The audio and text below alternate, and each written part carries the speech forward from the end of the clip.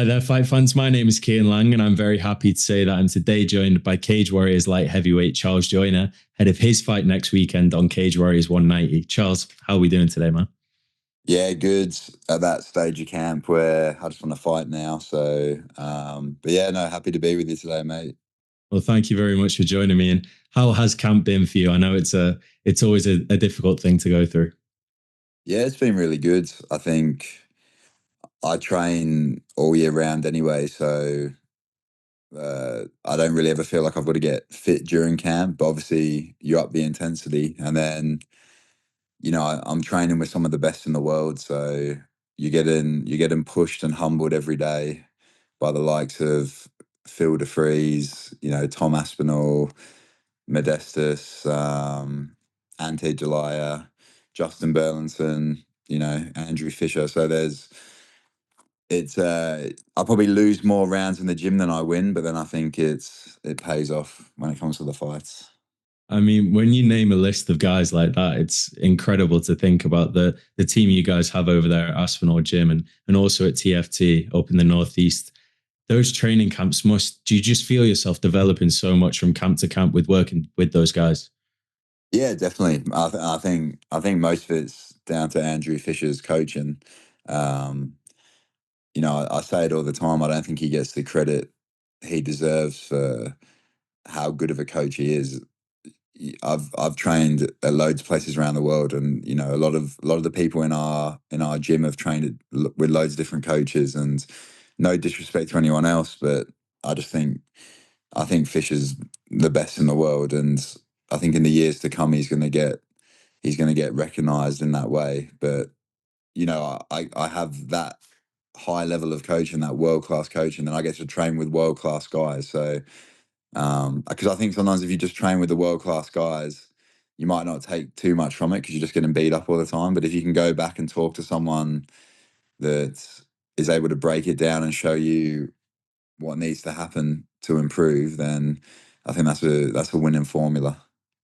Yeah, and looking ahead to this fight now with Nell Adriano next weekend, it's a massive opportunity for you, and it feels like a fight that really plays into your strengths. A guy that likes to stay on the feet and strike. Do you feel that way about this fight? Yeah, definitely. I think he's really good. He's come through the IMFs. He's looked good in all his fights, and even when he's been tested, he's managed to pull it out of the bag. So it's definitely a challenging opponent. But in saying that, I also think he's taken a step up coming up against me, and I think the advantage that I have is that it's so hard to prepare for me that the first time that you'll ever be in front of someone like me is when you're in there in the cage with me. So I think that plays into my hands, against all of my opponents. And then this guy looks like he likes to strike, but we'll see how long that lasts for.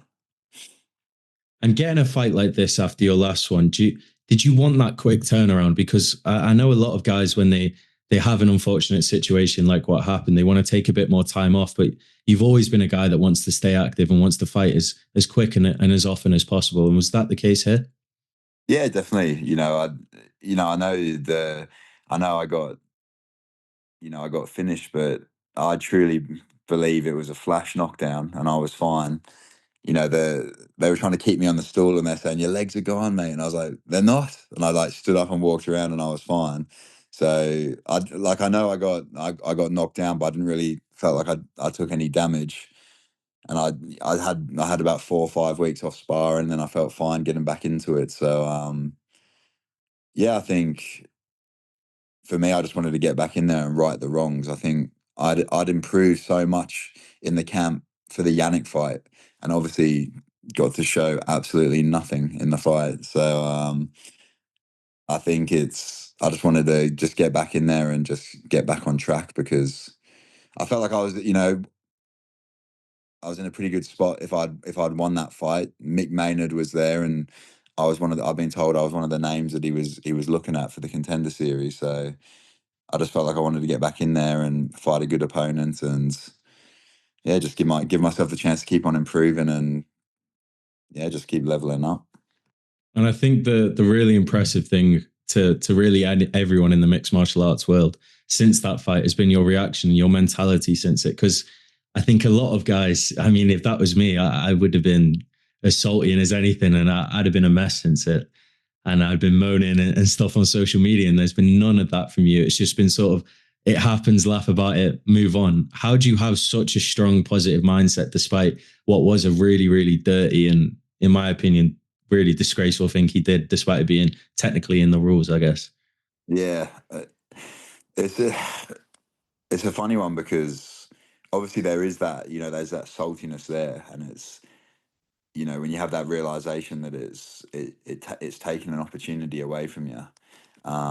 It obviously, you can have those feelings of frustration, but the way that I just look at life in general is that everything's going to happen exactly the way, like, it couldn't happen any other way. Anything that happens is exactly how it was always going to happen. So there's not really any point whining about it, and you might as well just take the positive from it and keep on pushing forward. There weren't many lessons I could take in that fight. Maybe just don't do the glove touch, but then I don't know. I might still do the glove touch in this fight. Like, I just feel like it's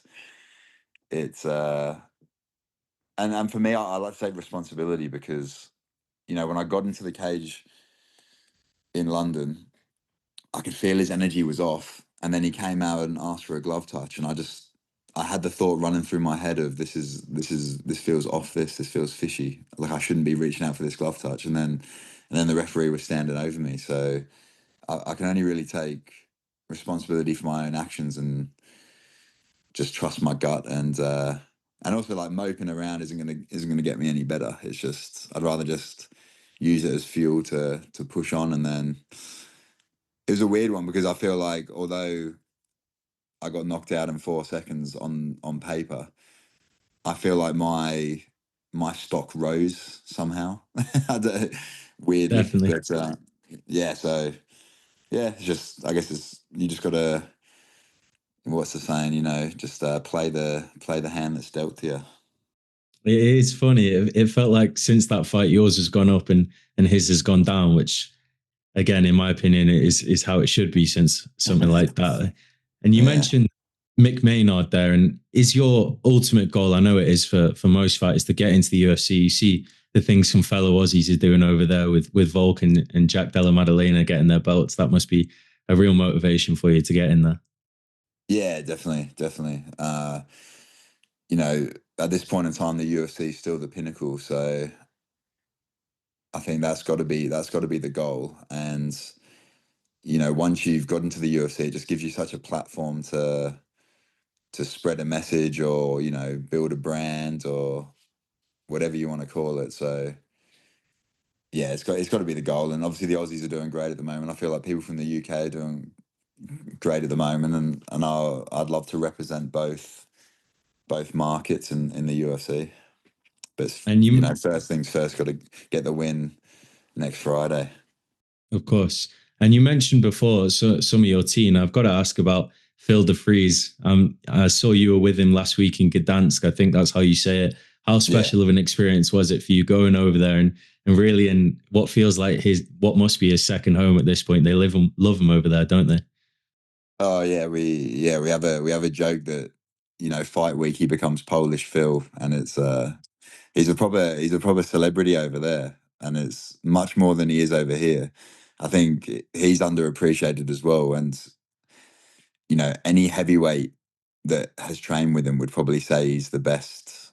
He's the best, you know, MMA grappler in the world. I think he does what he does to people, and he does that to anyone really. So, and then I train with that. I train with that every day, and I obviously help prepare him for this fight because he was fighting a 6'7" kickboxer. But KSW is a massive promotion. It's one that not many people around the world know about. But you go to Poland, and it's the production value of it is I've been to UFC events, and I feel like the KSW events just absolutely blow them away. It's just, I don't know. You feel like it's proper, like, gladiator times when it's a KSW event. And then his opponent is one of the head ultras for Legia Warsaw. So there was between 1,000 and 2,000 ultras there, which and then they had riot police and all sorts to look at. So we were a bit nervous going to it because we just thought Phil's going to smash this guy, and then his ultras are just going to be there, just probably wanting to come after us. I've seen them in some clips as well with the when they got banned and they showed up to a stadium. They seem like a bit of a rowdy bunch. So glad you made it Yeah, out there okay, man. And yeah, just yeah. one final question from me. And again, thank you very much for your time, especially so close to the fight. Do you have a final prediction for how this one goes? Yeah, I think. Well, I mean, how I see it playing out is he's going to come out wanting to strike because I think a lot of people think they can strike with me, and like I said, until they get in front of me, and then I think he'll have to go to his wrestling because that's the only option he'll have. But I think that's not really second nature for him. So um, I'm just going to take my time, and I think I'll have broken him down by the second round, and I'll get him out of there. I can't wait to see it. Best of luck next weekend. Again, thank you very much for joining me, and I'll be rooting for you. Cheers, mate. Thank you. Thank you very much for your time. Have a great rest of your night.